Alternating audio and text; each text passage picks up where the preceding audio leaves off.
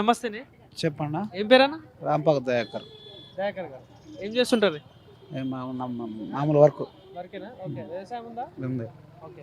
ఎట్లుంది రైతుల పరిస్థితి ఎట్లుంది? చాలా బాగుంది. చాలా బాగుంది. అంటే ఎట్లా ఏ విధంగా? ప్రతి విషయంలో ఇంటింటికి పిండి బత్తాలు ఇస్తారు కాంగ్రెస్ ప్రభుత్వం. ఓకే. ఇంటికి వచ్చి ఇచ్చిపోతారు. ఇంటికి వచ్చి ఇచ్చిపోతున్నారా? ఓట్లు కూడా బాగా పండినాయి.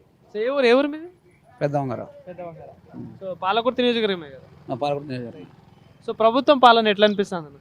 ఇప్పటి వరకు అయితే అన్ని ఇచ్చిన హామీలు అన్ని నెరవేర్చిండ్రు. ఒక ఆడళ్ళకు మాత్రం ఫ్రీ కార్డు ఒకటి అమలు చేయలేదు. మిగతా నిరుద్యోగ భృతి, మహిళలకు 2500 అన్ని ఖచ్చితంగా ఇచ్చేసారు. కానీ ఒక ఆడళ్ళ మాత్రం ఫ్రీ బస్ పాస్ అదొకటి ఇవ్వలేదు. మిగతా మొత్తం అమలు చేశారు. ఎక్సలెంట్. ఓకే. ఏంటంటే మీ పెద్దవంగార విషయంలో చూసుకున్న పాలకుర్తి నియోజకవర్గంలో ఎట్లుంది అంటే అభివృద్ధి విషయంలో ఏమైనా అవుతున్నాయా? అభివృద్ధి విషయంలో అంటే పక్కా అయినాయి. డబుల్ బెడ్రూమ్లు అయినాయి. బర్రెలు అమ్ముకున్నారు, గొర్రెలు అమ్ముకున్నారు. కొన్ని స్లాబులు పడలే. ఉన్నది ఉన్నట్టు చెప్తానండి. ఓకే. సో అంటే ఇప్పుడు మొన్న సర్పంచ్ ఎలక్షన్స్ అయిపోయినాయి కదా, ఎట్లా వచ్చినాయి తీర్పు? ఇక్కడ తీర్పు అంటే వ్యక్తిగతంగా వేసినాం. వ్యక్తిగతంగా కాంగ్రెస్ ప్రభుత్వం కావాలనుకున్నాం, వేసేసినాం. అక్కడ టీఆర్ఎస్ బీఆర్ఎస్ నాది.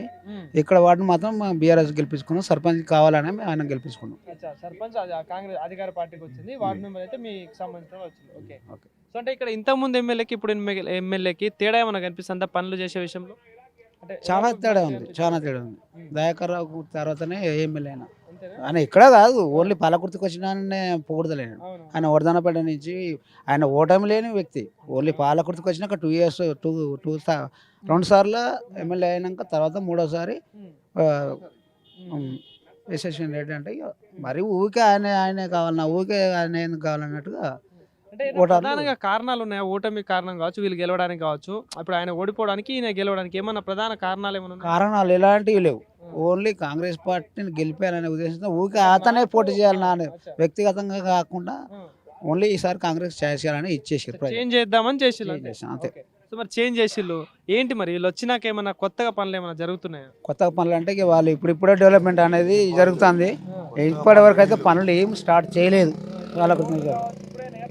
పాతవి ఇంత మునుకున్నాయి, ఆర్ఎన్బి పాతవి అవి. ఇప్పటి వరకు కాంగ్రెస్ ప్రభుత్వం అంటే సరే, ఇప్పుడు రేవంత్ రెడ్డికి ఆయన చేతిలో అధికారం ఇంతవరకు వచ్చింది కాబట్టి ఆయనకు ఎలాంటి నిధులు లేవు. ఏమంటే బీఆర్ఎస్ పార్టీ వాళ్ళు అప్పులు చేస్తే అవి ఇప్పుడే నాకు సరిపోతుంది, ఇప్పుడిప్పుడే తింకుతానా అని చెప్తాడు. ఇక అది నిగ్గడం అంటే ఒక సీఎం అయినప్పుడు అది నిగ్గడం కాదు, అది కరెక్ట్ కాదు. ఏదైనా పని కావాలంటే చేయాలి అంతే. నువ్వు వాళ్ళు అప్పు చేసిరని ఇప్పుడు నువ్వు అప్పు చేసినావు అని నేను ఇక్కడ బాధపడితే అది కరెక్ట్ కాదు. బీఆర్ఎస్ ప్రభుత్వం అప్పు చేసింది అనేది రేవంత్ రెడ్డి కరెక్ట్ కాదు. సో ఇంకోటి ఇప్పుడు ప్రభుత్వ పథకాల విషయంలో ఎట్లుందని, ఇప్పుడు ఇందిరా మిల్లు అంటా ఉన్నారు, ఇప్పుడు మహిళలకు 2500 అన్నారు, మీరు ఇందాక అన్నట్టు పెన్షన్ 4000 అన్నారు, సన్న బియ్యం అంటా ఉన్నారు, ఫ్రీ కరెంట్ అన్నా ఉంటారు. వీటన్నిటి ఓన్లీ ఒక ఆడవాళ్ళకు మాత్రం బస్ పాస్ తప్పితే మిగతా ఏ ఒక్క పని చేయలేదు ఆయనతో కాదు కూడా. ఇక ఇప్పుడు సన్న బియ్యం రేషన్ కార్డులు ఇచ్చినామని చెప్తున్నారు మొన్న మీటింగ్లలో. సన్న బియ్యం అంటే ఓకే, సన్న బియ్యం ఇచ్చేసారు, ఇస్తున్నారు, తీసుకుంటారు. దాన్ని తినే వస్తువులు మనం అబద్ధం ఆడితే కరెక్ట్ కాదు. కరెక్ట్ మాట్లాడడం ఈ విషయం అయితే. ఇప్పుడు ఈ కొత్త రేషన్ కార్డులు ఏమైనా వచ్చినాయా ఊర్లలో? కొత్త రేషన్ కార్డులు వచ్చినాయి, లేని వాళ్ళకి వచ్చినాయి. ఈ పెన్షన్ 4000 సంగతి ఏంది? పెన్షన్ 4000 ఇస్తాను కానీ ఇవ్వలేదు. అదే పాత పెన్షన్లే ఇస్తారు, అవే తీసుకుంటారు. ఈ కరెంట్ బిల్లు విషయంలో ఓకే అనిపిస్తుందా? కరెంట్ 24 గంటలు కావచ్చు, బిల్లు కట్టే విషయంలో 2 hours తీసేస్తాడు.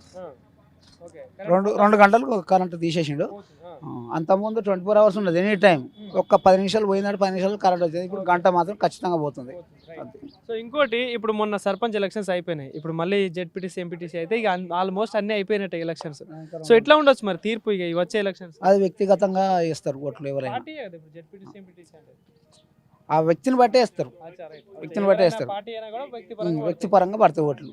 పాలకుర్తిలో మళ్ళీ ఏమైనా మార్పు వచ్చే ఛాన్స్ ఉంటుందా? వీళ్ళే కావాలా, పాతోళ్ళు కావాలా? పాలకుర్తికి మళ్ళీ వచ్చే ఎమ్మెల్యే ఎలక్షన్లో ఖచ్చితంగా మార్పు జరుగుతుంది.